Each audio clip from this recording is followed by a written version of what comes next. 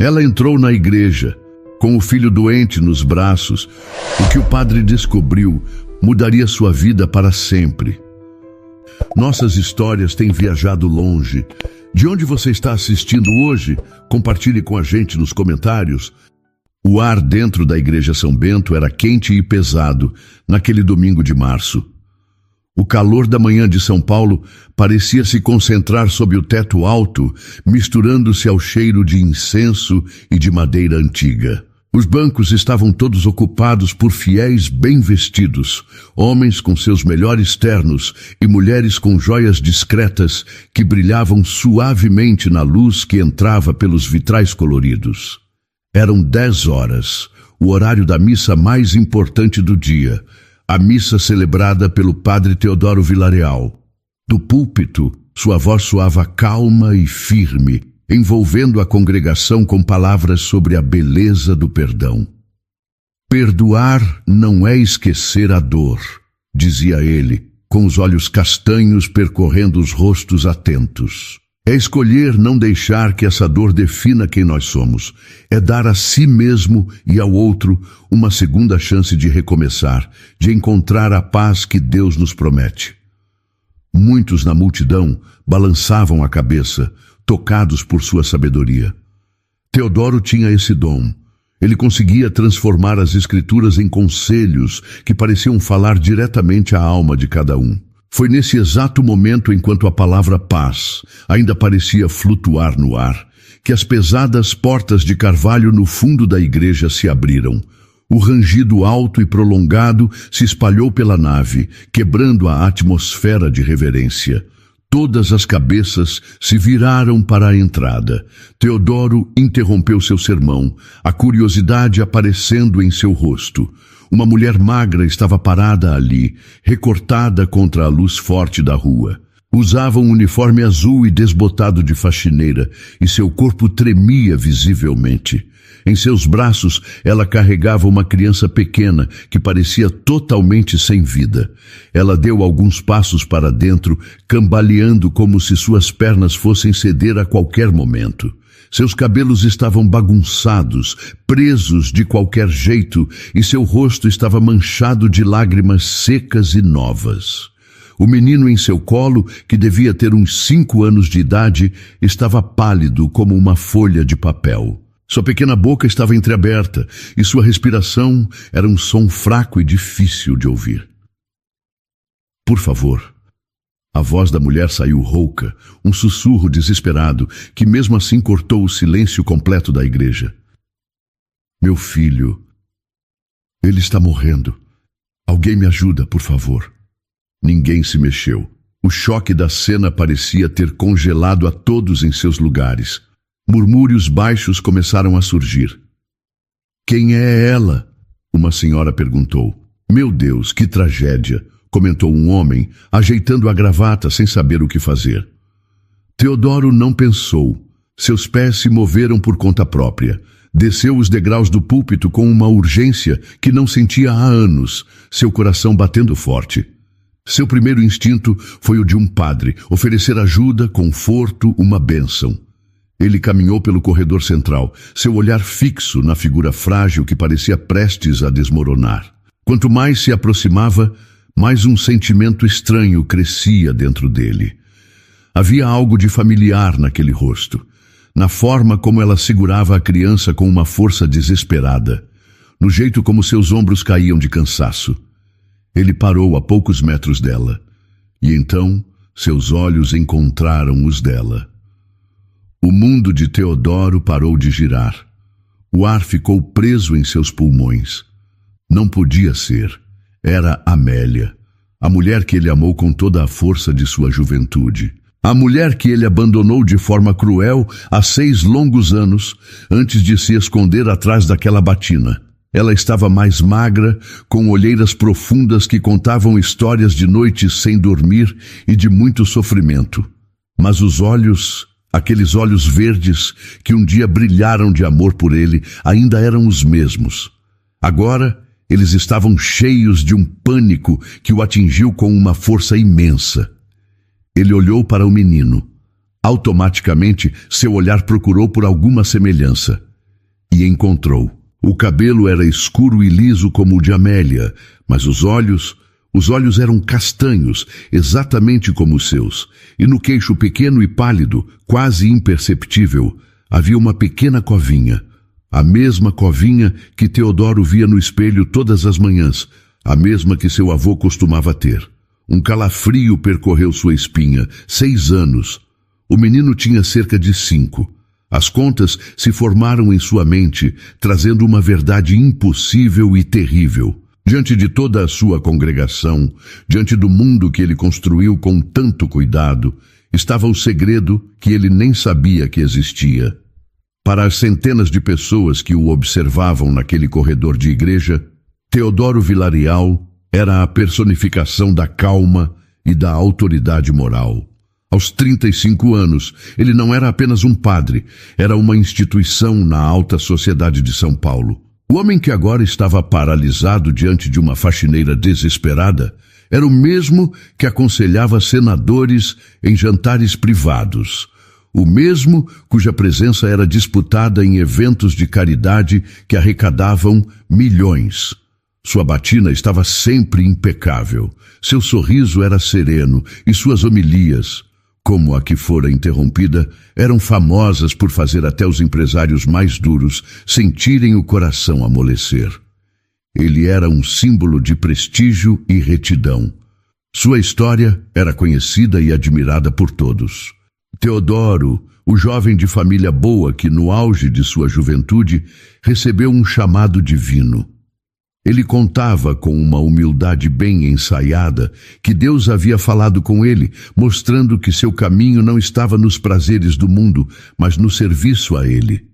Era uma narrativa bonita, inspiradora e, acima de tudo, uma mentira muito bem contada. A verdade não tinha nada de místico ou divino. Era terrivelmente humana, dolorosa, e estava parada a poucos metros dele, com os olhos verdes suplicantes, e um menino doente nos braços. Enquanto o silêncio na igreja se tornava mais pesado, a imagem pública de Teodoro começou a se desfazer dentro de sua própria mente. As lembranças que ele mantivera trancadas a 7 chaves por 6 longos anos arrombaram a porta. Ele não era o padre Teodoro naquele momento.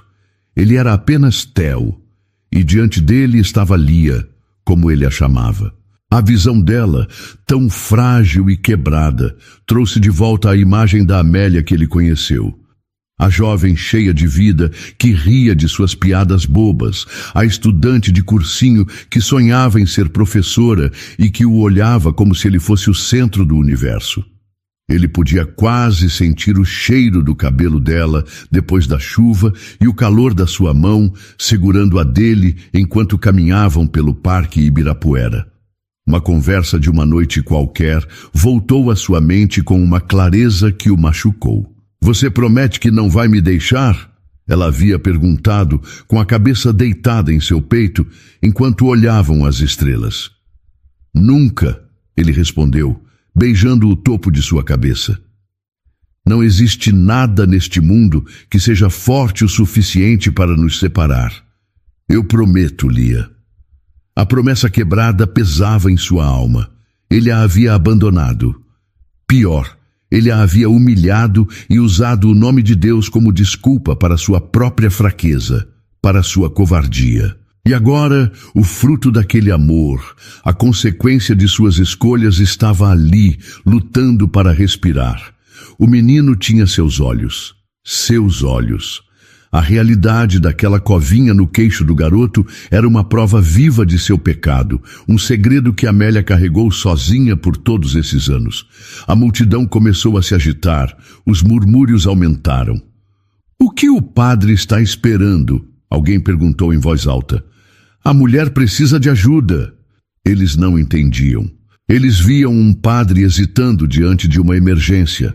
Mas Teodoro estava em outro lugar, afogado em um mar de arrependimento. Ele olhou para Amélia novamente. No fundo de seus olhos, por trás do pânico pela saúde do filho, ele viu a dor antiga, a mágoa que ele mesmo plantou ali. Ela não o olhava como um salvador, mas como o fantasma que havia destruído sua vida. Ele precisava agir. O padre dentro dele gritava que era preciso chamar uma ambulância, oferecer conforto. O homem dentro dele, o covarde, queria correr e se esconder de novo. Mas ele não podia, não com o filho deles morrendo bem na sua frente. Aquele menino, seu filho, não merecia que o pai fosse um covarde 2 vezes. Ignorando os olhares curiosos e os cochichos chocados, Teodoro finalmente se moveu. Ele deu um passo, depois outro, até parar bem em frente a Amélia. Ela recuou um pouco, um gesto instintivo de proteção. Ele estendeu as mãos, não para tocá-la, mas como um gesto de paz. Amélia, ele disse, e seu próprio nome soando nos lábios dele depois de tanto tempo, a fez estremecer. Sua voz não era a do padre que falava do púlpito, era a voz de Theo, baixa e cheia de uma emoção que ele não sentia há anos. Me dê ele, deixe-me ajudar. Um diácono, percebendo que algo precisava ser feito, correu até eles. Padre, o que devo fazer? Ligo para uma ambulância? Teodoro não tirou os olhos de Amélia. Sim, Paulo, chame uma ambulância, rápido. Amélia recuou quando Teodoro se aproximou. Um movimento pequeno, quase imperceptível, mas que dizia tudo. Seus olhos, por um segundo, não eram de uma mãe apavorada, mas de uma mulher que se lembrava de uma dor antiga e profunda. Aquele olhar foi o suficiente para transportar Teodoro no tempo. O cheiro de incenso da igreja desapareceu, substituído pelo ar frio e úmido de uma manhã de junho, 6 anos atrás. Ele não usava batina. Era apenas um jovem de 29 anos, vestindo um casaco pesado para se proteger do frio, enquanto esperava do outro lado da rua, do cursinho pré-vestibular onde Amélia estudava. Ele a observava de longe, sentindo um ciúme amargo queimar em seu peito. Ali estava ela, conversando com Davi, seu melhor amigo. Não era uma conversa qualquer. Amélia estava sorrindo, um sorriso largo e genuíno que Teodoro sentia que deveria ser só para ele. Em um momento, ela tocou o braço de Davi de um jeito casual, e a cena foi o estopim para a insegurança que já o consumia há semanas. Ele atravessou a rua, o coração batendo descontrolado. Não pensou em mais nada, apenas na imagem que sua mente ciumenta havia criado. Amélia? Ele disse a voz mais dura do que pretendia. Ela se virou, e o sorriso em seu rosto morreu instantaneamente ao ver sua expressão. Theo, o que faz aqui? Pensei que estivesse trabalhando. Davi, percebendo a tensão, deu um passo à frente.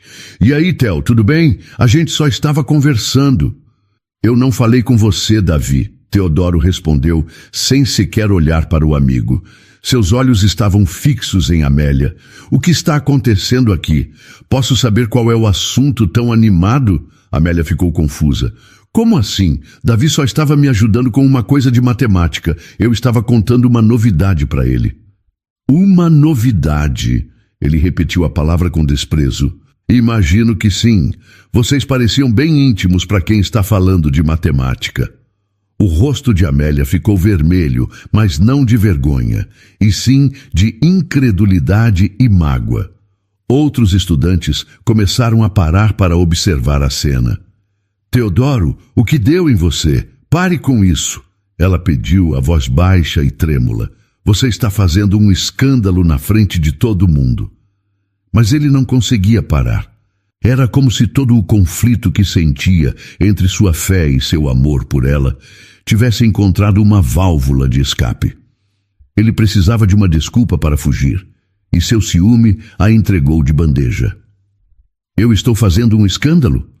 Ou você que finalmente me mostrou quem realmente é? Ele acusou, as palavras saindo cruéis e altas.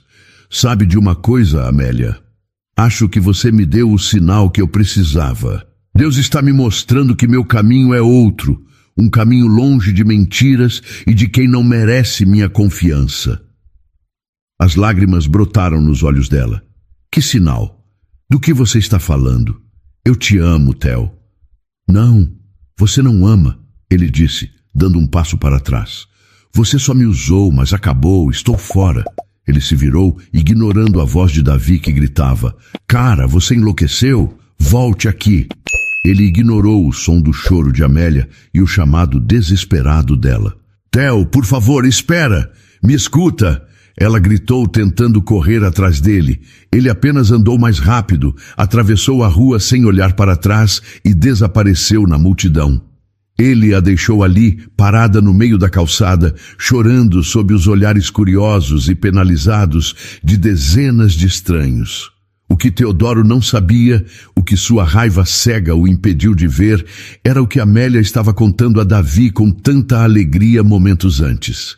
Ela não falava sobre uma traição, falava sobre um milagre. Contava ao amigo que naquela mesma tarde planejava fazer uma surpresa para Teodoro. Ela lhe contaria que depois de 2 anos de namoro, eles não seriam mais apenas um casal, seriam uma família. Naquele exato momento, dentro de sua bolsa, havia um pequeno envelope. Dentro dele, um exame de farmácia com 2 listras bem nítidas e o primeiro ultrassom de um bebê minúsculo, quase um grão de arroz. O bebê deles. Aquele era o segredo que ela compartilhava, a novidade que o faria o homem mais feliz do mundo. Mas ele não a deixou falar. 3 dias depois, sem atender nenhuma de suas 15 ligações, ele ingressou no seminário, buscando uma paz que nunca encontrou de verdade. A memória daquela manhã fria de junho se desfez, deixando Teodoro de volta ao presente, parado no corredor quente e silencioso da igreja. O som que o trouxe de volta à realidade não foi um barulho alto, mas o mais discreto e aterrorizante de todos, o chiado fraco e irregular da respiração do menino nos braços de Amélia. O som de uma vida lutando para se manter. Cada passo que ele dava em direção a ela parecia levar uma eternidade. Suas pernas tremiam e ele sentia o peso dos olhares de toda a sua congregação sobre suas costas. Mas eles haviam desaparecido. O mundo inteiro havia se resumido à mulher e à criança à sua frente. Ao parar a poucos centímetros dela, ele pôde ver tudo com uma clareza que o deixou sem ar. Não era apenas uma impressão ou uma vaga semelhança. Os olhos do menino, mesmo fechados, tinham o mesmo formato dos seus. E ali, no pequeno queixo pálido, a covinha. A marca registrada de sua família, um pequeno detalhe que seu avô costumava exibir com orgulho e que ele via em seu próprio rosto todas as manhãs ao se barbear. Sua mente, em pânico, começou a fazer as contas. 6 anos. Fazia 6 anos desde que ele virou as costas para ela. E aquele menino, ele não podia ter mais do que 5 anos. A matemática era simples, cruel e inegável. Não havia espaço para dúvidas, apenas para a culpa que começava a sufocá-lo. Ele precisava ouvir a voz dela, precisava quebrar o feitiço daquele reencontro silencioso. Amélia, ele sussurrou, e sua própria voz se quebrou ao dizer o nome dela em voz alta depois de tanto tempo. Era um som íntimo, carregado de um passado que ele havia tentado enterrar. A resposta dela, no entanto, não continha nenhuma intimidade. Ela o encarou e em seus olhos ele viu um turbilhão de emoções. Havia a dor da traição que ele causou, o desespero de uma mãe que teme pelo filho e uma frieza cortante que ele nunca tinha visto nela antes. Era como olhar para uma estranha. Padre Teodoro, ela respondeu, e a formalidade do título foi como uma barreira de gelo erguida entre eles. Meu filho, Augusto, está com uma febre que não passa há 3 dias. Os médicos do posto de saúde disseram que não podem fazer mais nada por ele. A voz dela vacilou por um instante, a armadura de frieza rachando para revelar o pânico por baixo. Eu não tenho mais para onde ir. Augusto. O nome do menino era Augusto, o nome de seu avô. Aquele detalhe final foi a confirmação que selou seu destino. Ele tinha um filho chamado Augusto que estava doente, talvez morrendo, e ele nunca soube. Amélia continuava a falar, mas as palavras dela pareciam distantes. Ela falava de noites em claro, de remédios que não faziam efeito, de portas que se fecharam em sua cara. E tudo que Teodoro conseguia pensar era no tempo perdido. 5 anos. Ele perdeu 5 anos da vida daquele menino. Perdeu o primeiro sorriso, a primeira palavra, os primeiros passos. Perdeu as noites em que poderia ter lido histórias para ele, os domingos em que poderiam ter jogado bola. Enquanto ele construía sua reputação, recebendo aplausos por seus sermões sobre amor e compaixão, seu filho crescia em um mundo de dificuldades que ele nem podia imaginar. E a mulher que ele um dia amou enfrentou tudo sozinha. As pernas de Teodoro finalmente cederam um pouco e ele se apoiou em um dos bancos para não cair. A congregação inteira continuava em um silêncio profundo, mas agora os olhares não eram apenas de curiosidade, eram de compreensão. Ninguém ali sabia da história, mas todos sentiam que estavam testemunhando um drama pessoal e profundo, algo que ia muito além de um simples pedido de ajuda a um padre. Cada fibra do ser de Teodoro, cada pedaço de sua alma, gritava a mesma verdade. Este é o seu filho. E você o abandonou antes mesmo de ele nascer. Naquele domingo, o som da sirene da ambulância marcou o fim da missa e o início do pesadelo de Teodoro. Ele seguiu o veículo às pressas até o hospital público mais próximo, onde observou de longe como um fantasma, enquanto Amélia, com uma força que ele não sabia que ela possuía, respondia às perguntas dos médicos e não largava a mão de Augusto. O menino foi estabilizado na emergência após algumas horas de angústia, mas a frieza no olhar de Amélia era um muro intransponível. Ela não o deixou se aproximar, e foi essa distância, essa rejeição silenciosa no corredor estéril de um hospital que o jogou nos dias mais sombrios de sua vida. Os dias que se seguiram foram os mais longos da vida de Teodoro. Ele cancelou todos os seus compromissos, alegando uma indisposição súbita, uma desculpa que ninguém ousou questionar. A verdade era que ele não estava doente do corpo, mas da alma. Passava as noites em claro, andando de um lado para o outro na casa paroquial espaçosa e silenciosa. A comida que a governanta preparava com tanto carinho permanecia intocada em seu prato. O sono não vinha. Quando fechava os olhos, tudo o que via era o rosto pálido de Augusto e o olhar frio e magoado de Amélia. Ele tentava rezar, ajoelhando-se no tapete macio de seu escritório, mas as palavras pareciam vazias, hipócritas. Como ele podia pedir perdão a Deus quando o mal que fez era tão grande e tão presente? Sua fé, que sempre fora seu refúgio e sua fortaleza, agora parecia zombar dele. Ele havia construído uma vida inteira sobre uma fundação de areia, e a maré da verdade estava subindo, ameaçando levar tudo. Ele precisava saber, precisava entender cada detalhe dos 6 anos que ele escolheu ignorar.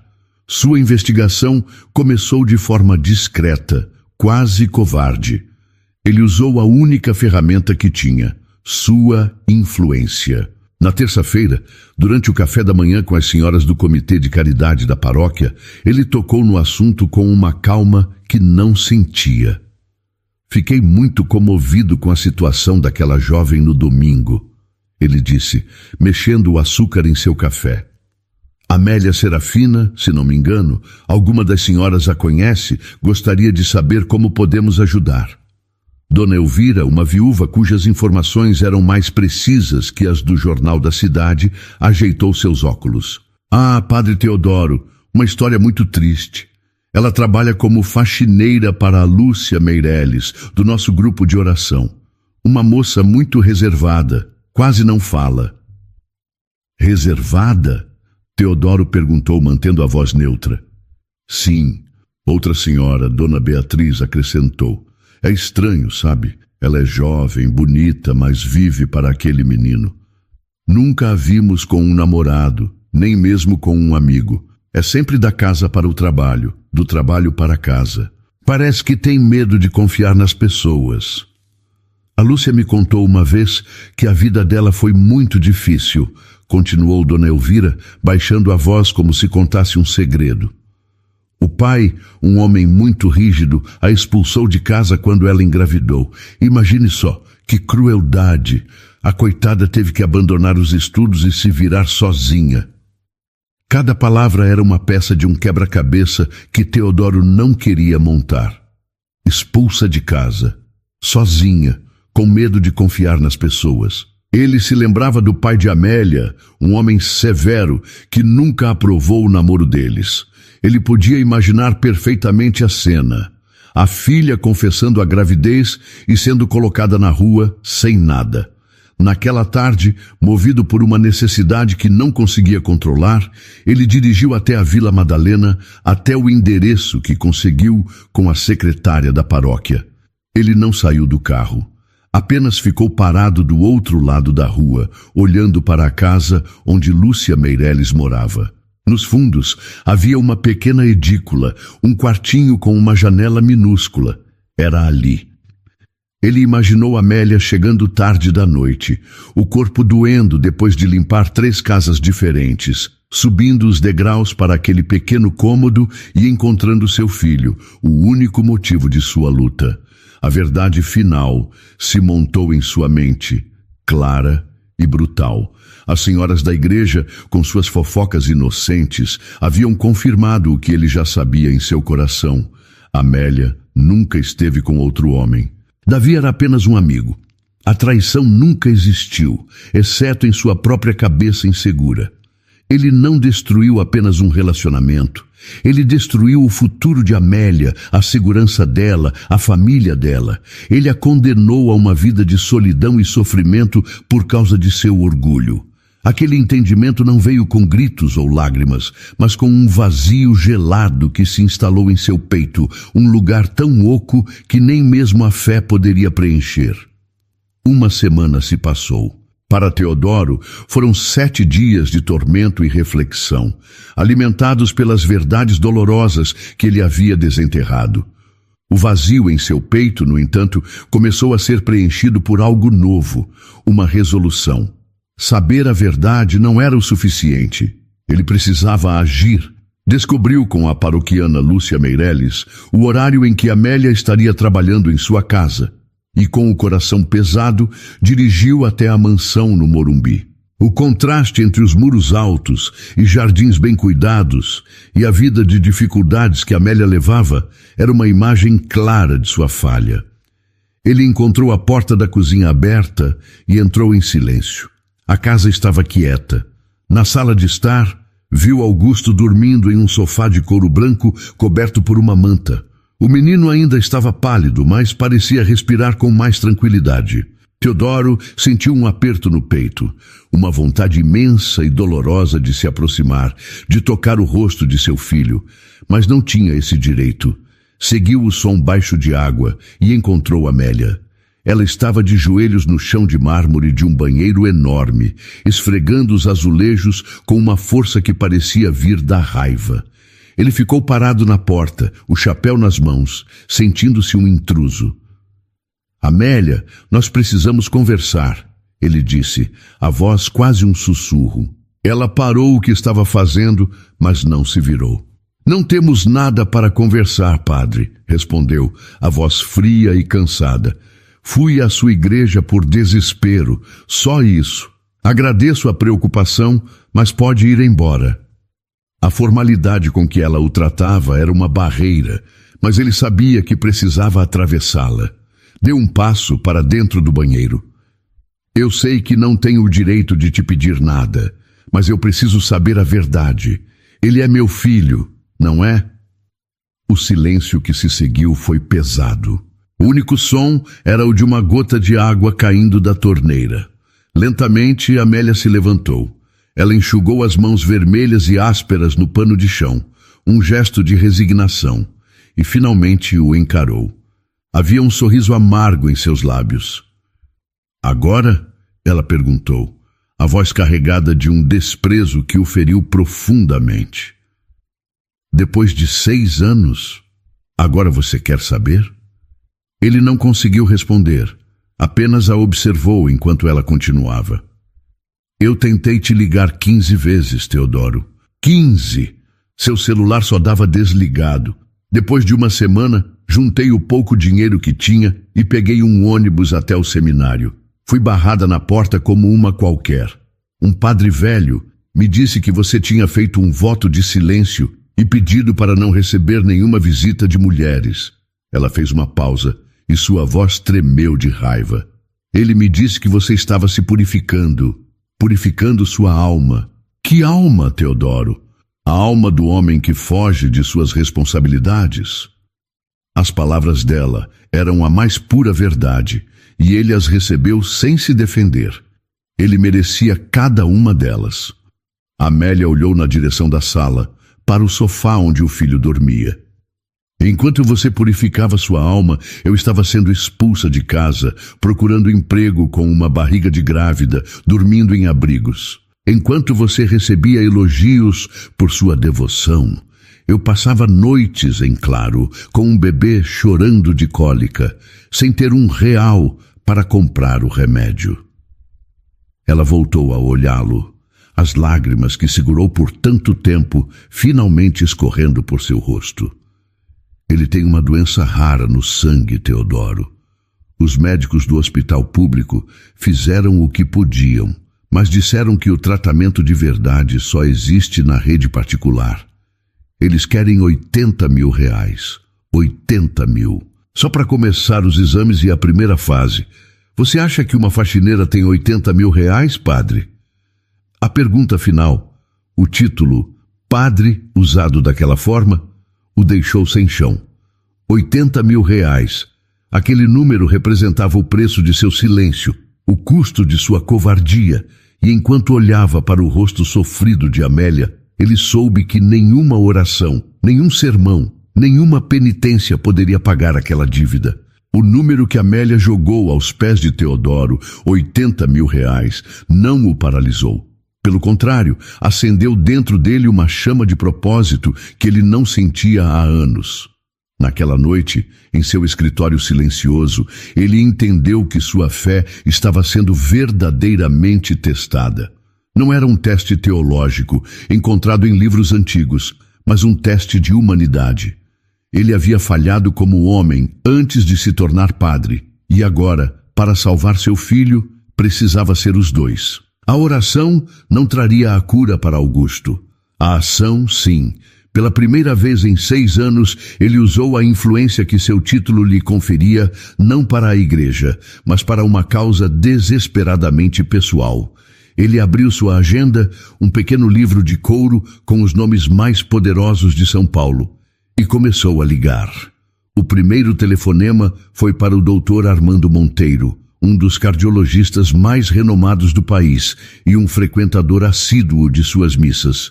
Doutor Monteiro, aqui é o padre Teodoro. Perdoe a hora avançada, mas o assunto é de extrema urgência, ele disse a voz firme, sem espaço para hesitação. Preciso do contato do melhor hematologista pediátrico que o senhor conhece. É o caso de um menino de 5 anos, uma situação muito delicada. Do outro lado da linha, o médico, surpreso, não demorou a responder. Em menos de 10 minutos, Teodoro tinha o telefone pessoal do chefe de hematologia do melhor hospital particular da cidade.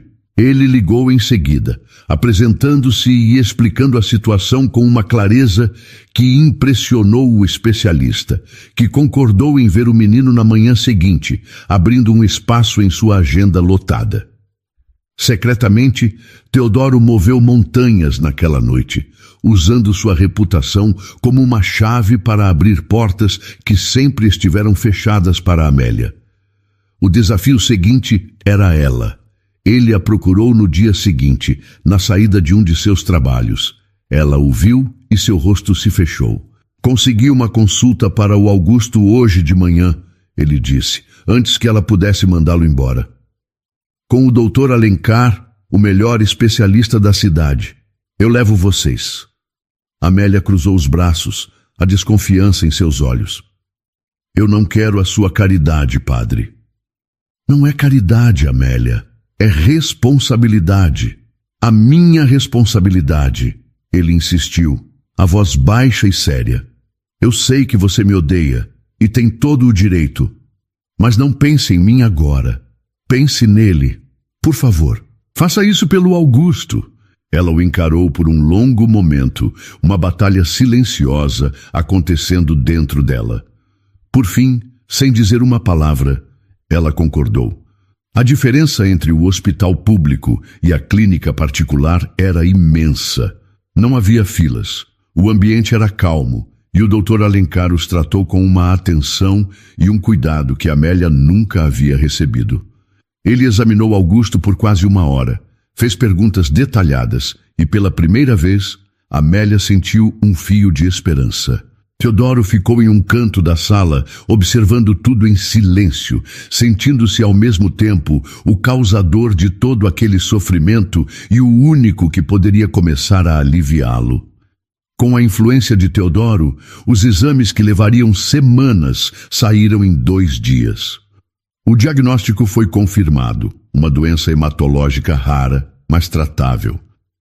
Na consulta de retorno, após receber a primeira dose de um novo medicamento, algo pequeno aconteceu.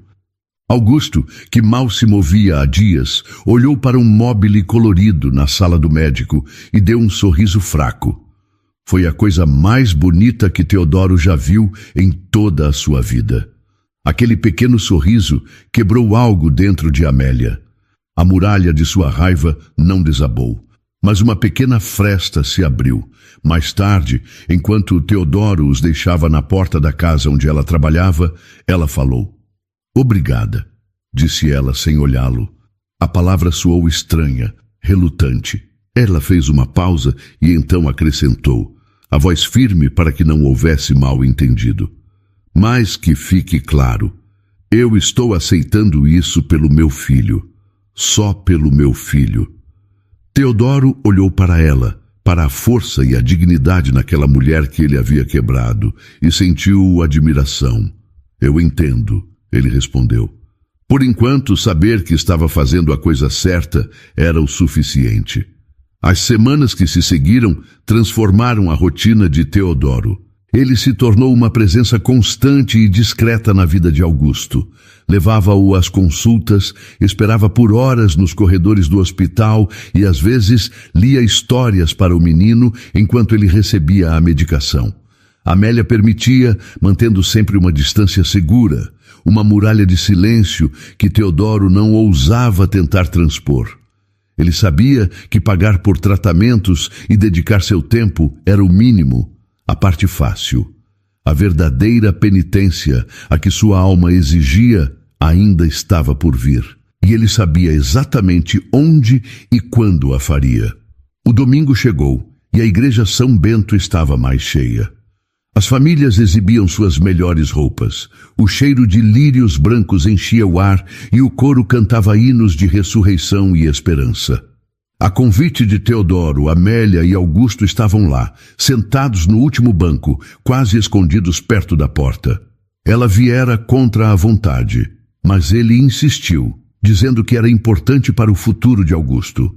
Quando chegou a hora do sermão, Teodoro subiu ao púlpito. Ele olhou para os rostos de sua congregação, pessoas que o admiravam, que confiavam nele. Em suas mãos estava o discurso que havia preparado, palavras bonitas sobre perdão e vida nova. Mas ao olhar para o fundo da igreja e ver Amélia segurando a mão de seu filho, ele soube que não poderia ler aquelas palavras, não antes de confessar a destruição que ele mesmo causou na vida de alguém. Ele respirou fundo. Em um gesto que surpreendeu a todos, ele removeu o pesado microfone de seu pedestal, desceu os degraus do altar e caminhou lentamente pelo corredor central, parando bem no meio da nave, no mesmo nível de todos. Um silêncio confuso se espalhou pela multidão. Meus irmãos, ele começou, e sua voz, agora sem a amplificação do sistema de som, soava vulnerável e humana. Hoje, Eu não vou falar sobre a ressurreição de Cristo. Hoje, preciso confessar um pecado. Um pecado que carrego em segredo há 6 anos. Murmúrios de choque percorreram os bancos. Os fiéis se entreolharam sem entender. Antes de vestir esta batina, antes de me tornar o padre que vocês conhecem, eu amei uma mulher. Ele continuou, a voz começando a tremer. E eu a abandonei. Eu a abandonei da forma mais cruel que um homem pode abandonar alguém, por puro orgulho, por insegurança e por uma covardia que me envergonha até hoje. As lágrimas começaram a escorrer por seu rosto, mas ele não tentou enxugá-las. Essa mulher, a quem eu causei uma dor imensurável, está aqui hoje. E com ela está o nosso filho, um menino que eu nunca conheci, que eu não vi nascer, que eu não ajudei a criar. Nesse momento, todos os olhares da igreja se viraram para o fundo, para a mulher encolhida no último banco. Amélia sentiu o rosto queimar, seu coração batia descontrolado. Ela puxou Augusto para mais perto, querendo protegê-lo daquela exposição súbita e brutal. Teodoro continuou, sua voz embargada pelo choro. Enquanto eu recebia os aplausos de vocês pelos meus sermões sobre caridade, ela criava sozinha uma criança que deveria ter tido um pai. Enquanto eu desfrutava de jantares e eventos, ela limpava o chão de casas alheias para comprar o leite e os remédios para o nosso menino. Eu vivi uma mentira confortável, enquanto ela vivia uma verdade insuportável. Ele olhou diretamente para Amélia, um pedido de perdão silencioso em seus olhos marejados. Eu não posso apagar o passado, mas eu posso, diante de todos vocês e diante de Deus, pedir perdão. Peço perdão a vocês por ter mentido sobre a minha vocação. Peço perdão a Deus por ter usado sua casa sagrada para esconder a minha falha. E eu peço perdão à mulher mais forte e corajosa que eu já conheci, que em seu sacrifício silencioso me ensinou o verdadeiro significado do amor incondicional. Ao terminar, ele ficou parado, o corpo tremendo, completamente exposto. O silêncio na igreja era absoluto, quebrado apenas pelo som de seus soluços. Ninguém se mexeu, ninguém sabia o que dizer.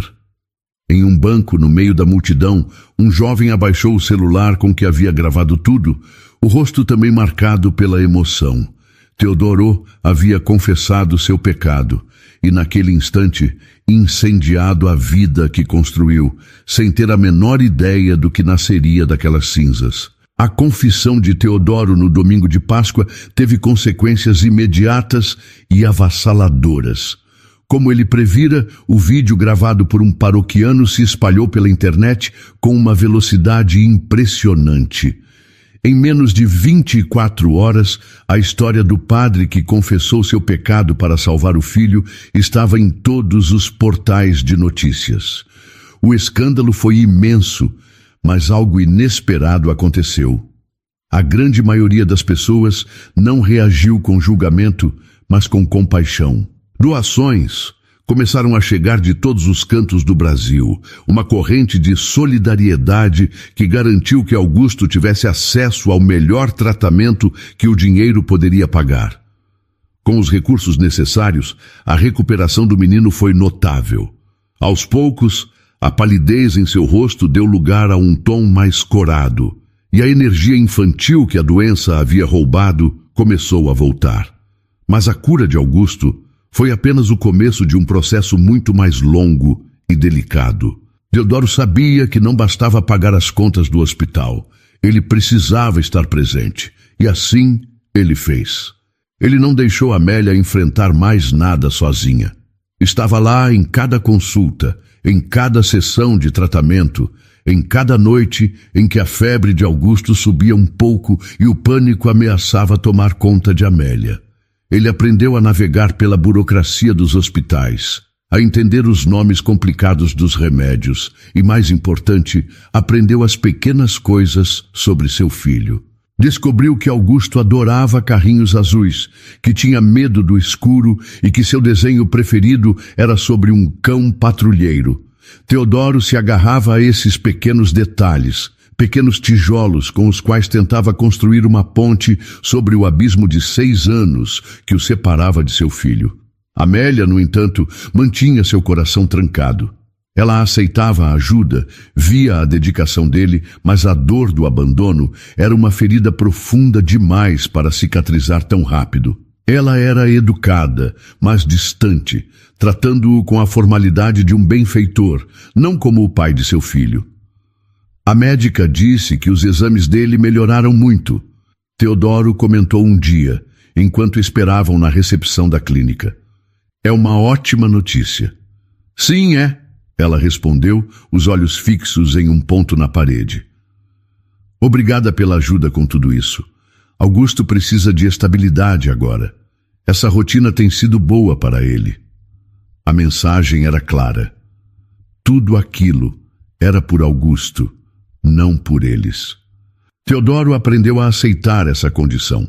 Eu sei, ele dizia suavemente. E isso é tudo o que importa. 1 ano inteiro se passou dessa maneira. 1 ano em que Teodoro provou sua constância. Todo sábado ele buscava Augusto para passear no parque.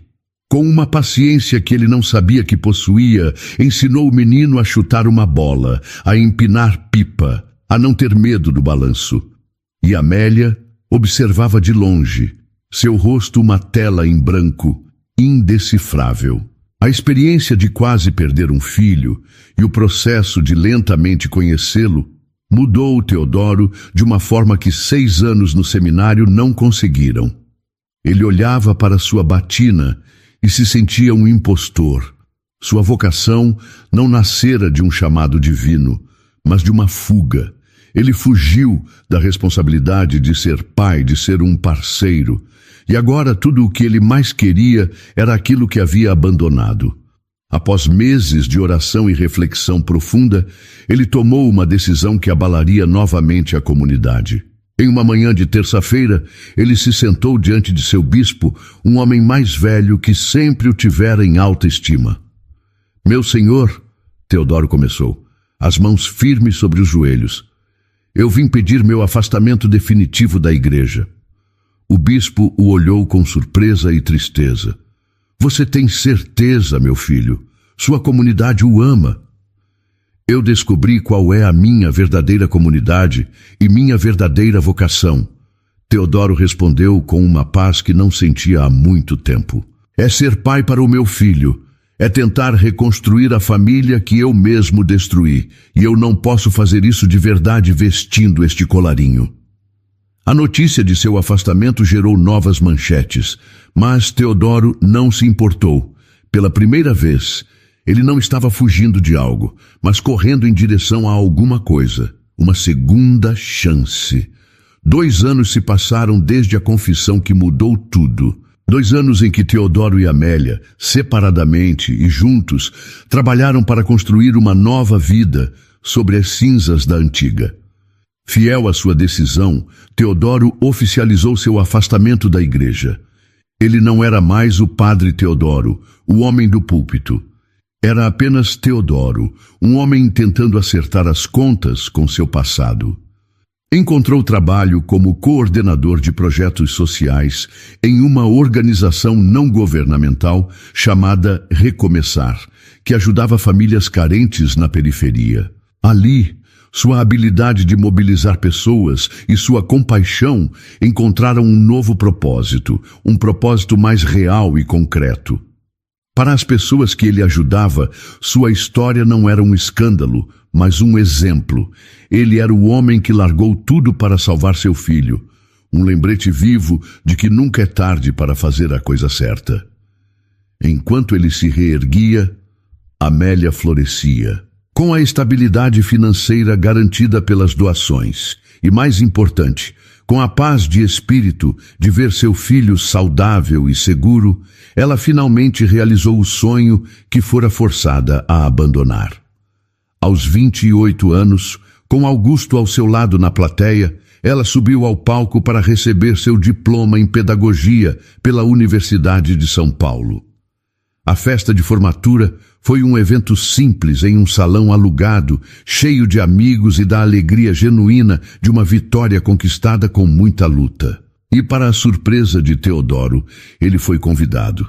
Aquele pequeno convite de papel era, para ele, mais valioso do que qualquer perdão verbal. Era um gesto de paz, um sinal de que as muralhas ao redor do coração de Amélia finalmente estavam começando a ceder.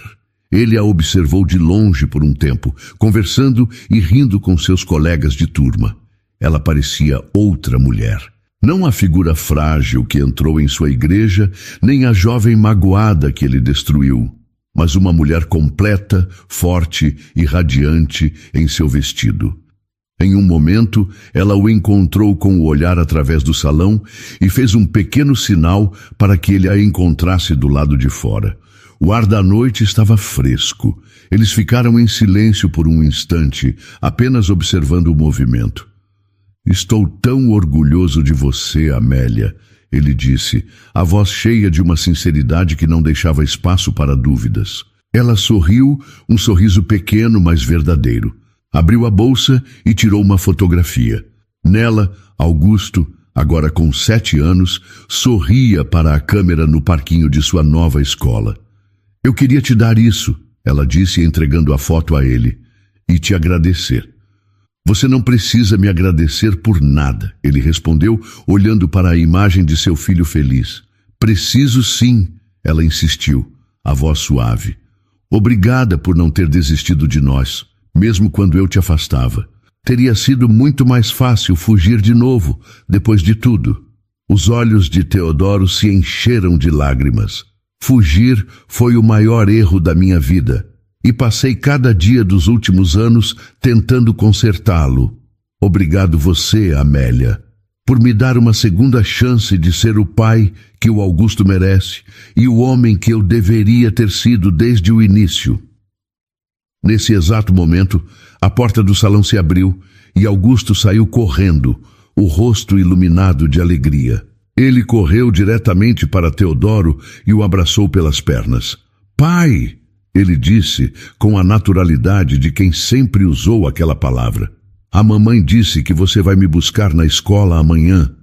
Foi a primeira vez que Augusto o chamou de pai, de forma tão espontânea, tão simples. O coração de Teodoro pareceu parar e recomeçar. Ele olhou para Amélia por cima da cabeça do filho e ela o presenteou com o sorriso mais lindo que ele já vira. Um sorriso livre, sem as correntes do passado, um sorriso que prometia um futuro. Eles ainda não moravam juntos. Amélia, agora professora em uma escola infantil na cidade de Tiradentes, precisava de seu tempo, de seu espaço para se curar por completo. E Teodoro respeitava isso, mas eles eram uma família sólida, presente e real.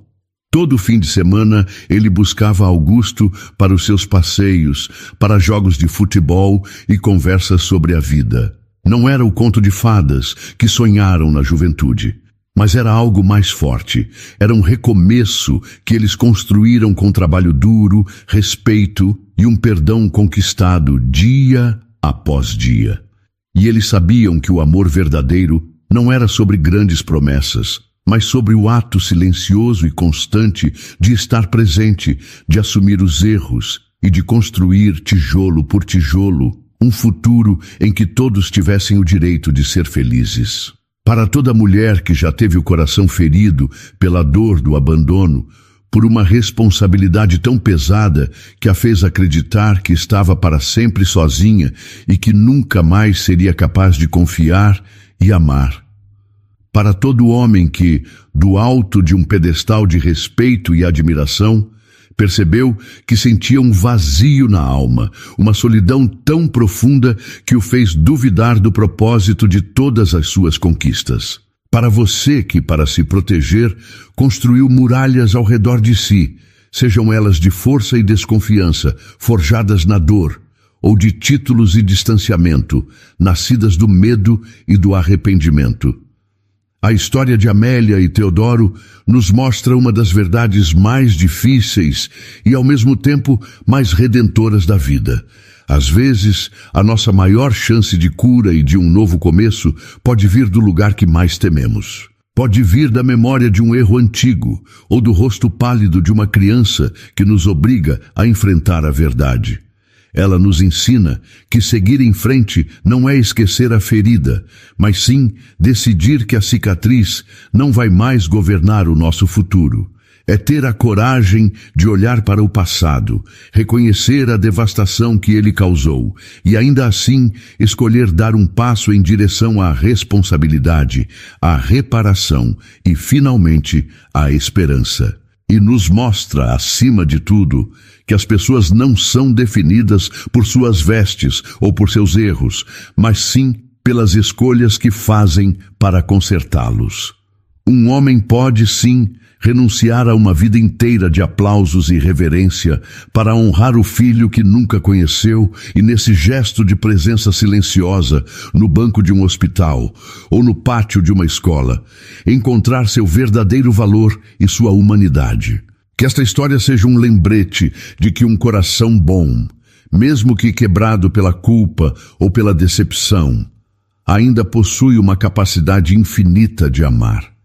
E que o amor verdadeiro não é aquele que é perfeito e sem falhas, mas aquele que tem a coragem de se reconstruir, de se importar com as pequenas coisas, como ensinar a chutar uma bola no parque e de provar seu valor, dia após dia, com atitudes. Não feche as portas para a felicidade por medo da dor que já sentiu. Às vezes, a segunda chance bate à nossa porta da forma mais caótica e inesperada, em uma igreja lotada. Mas, se tivermos a coragem de acolhê-la, ela pode se tornar a nossa maior e mais bela bênção. E então, o que achou da história? Deixe sua opinião nos comentários. Adoramos saber o que você pensa. Não se esqueça de deixar seu curtir no vídeo para nos apoiar e de se inscrever no canal. Até a próxima!